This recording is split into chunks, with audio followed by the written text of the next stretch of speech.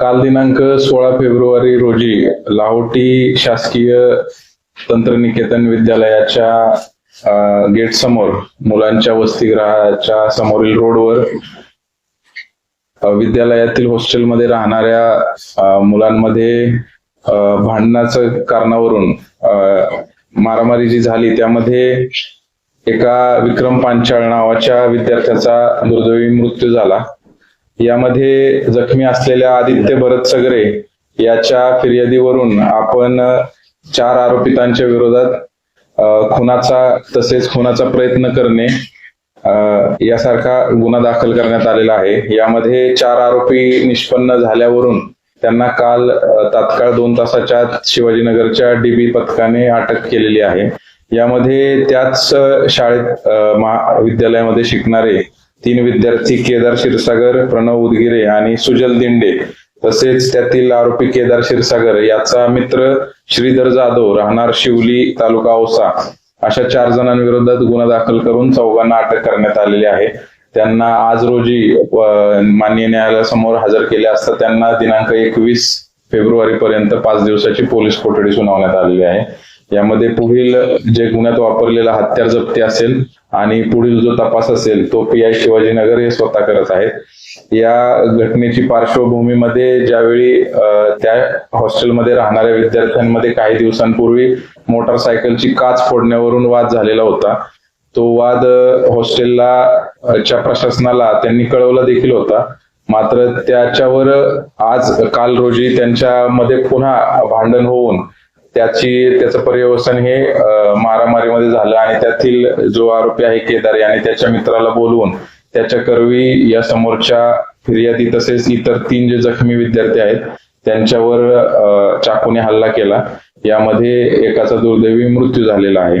त्या अनुषंगाने गुन्हा दाखल करून आम्ही संबंधित जी घटना आहे त्याच्या अनुषंगाने हॉस्टेलनं काय कारवाई केली होती किंवा शाळा प्रशासनाला देखील त्याबाबत आम्ही पत्रव्यवहार केलेला आहे. तसेच या घटनेच्या अनुषंगाने इतर काही बाबी आहेत का त्याची देखील तपासात माहिती घेत आहोत. माननीय DIG sir Nashik range Shri Shahaji Umap sir तसेच पोलीस अधीक्षक श्री अमोल तांबे सर आणि additional SP Shri Mangesh Chavan sir यांच्या आदेशाप्रमाणे या पुढील काळामध्ये आम्ही ज्या अशा घटना आहेत त्याला रोखण्याकरता जे स्ट्रीट पोलिसिंग आहे ते प्रभावीपणे कसे होईल याकडे आम्ही मोहीम या पुढील काळामध्ये राबवत आहोत. यामध्ये जे महत्वाचे शहरातील भाग आहेत जसे ट्युशन एरिया असेल किंवा इतर भाग आहेत या भागामध्ये रात्रीच्या वेळी आणि संध्याकाळच्या वेळी जी पायी गस्त आहे ती पुढील काळामध्ये सुरू करत आहोत.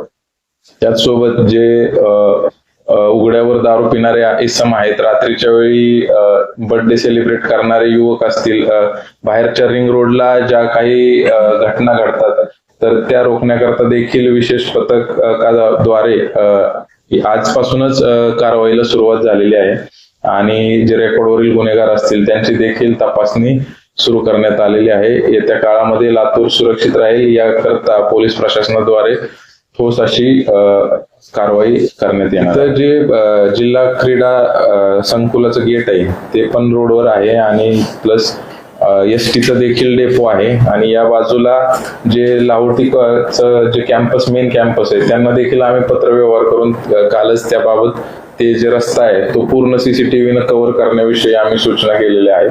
ते लवकरात लवकर त्यांच्याकडून आणि इतर दुकानदारांचे आहेत मात्र ते रस्ता कव्हर करणार नाहीत. पुढे जे नंदी स्टॉपच्या अलीकडे जी बँक वगैरे आहेत त्या बँकांचे CCTV कॅमेरा रस्ता कव्हर करणार आहेत, परंतु हा जो परिसर आहे या शासकीय विद्यालयाकडून त्या ठिकाणी रस्त्यावर CCTV कॅमेरा बसवून घेण्याविषयी आम्ही पत्रव्यवहार करून पाठपुरावा करून लवकरात लवकर त्या ठिकाणी बसवून घेऊ. अशा बाबी माझ्या तरी निदर्शनास आलेल्या नाहीत. ज्या काही किरकोळ देखील घटना आहेत त्या देखील आम्ही तात्काळ त्याला अटेंड केलेला आहे आणि मुळात विशेष बाब म्हणजे ज्या काही 2021 पासूनचे रेकॉर्डवरील गुन्हेगार होते, किरकोळ NC मधील देखील जे गुन्हेगार होते अशांवर देखील प्रिव्हेंटिव्ह ऍक्शन या आमच्याकडून घेण्यात आलेल्या आहेत. तसेच ज्यांच्यावर 2 किंवा त्यापेक्षा अधिक गुन्हे दाखल झालेले होते अशांच्या देखील प्रतिबंधात्मक कारवाई माननीय ऍडिशनल एसपी यांच्याकडे करून घेण्यात आलेल्या आहेत. त्या व्यतिरिक्त जेल रिलीज जे आता आपल्या जेलमधून जे आरोपी होतात, तर त्या अनुषंगाने एक सेंट्रल सिस्टम ठेवून त्याद्वारे जो कोणी आरोपी जेलमधून बाहेर येतो त्याला तात्काळ तिथूनच घेऊन तो ज्या कोणत्या पोलीस स्टेशनचा असेल जिल्ह्यातील, त्याला त्या पोलीस स्टेशनची त्याची प्रस्तावित प्रतिबंधक कारवाई करून त्याला तात्काळ माननीय अपर पोलीस अधीक्षकांसमोर हजर करून त्याच्यावर प्रिव्हेंटिव्ह ऍक्शन केलेले जाते.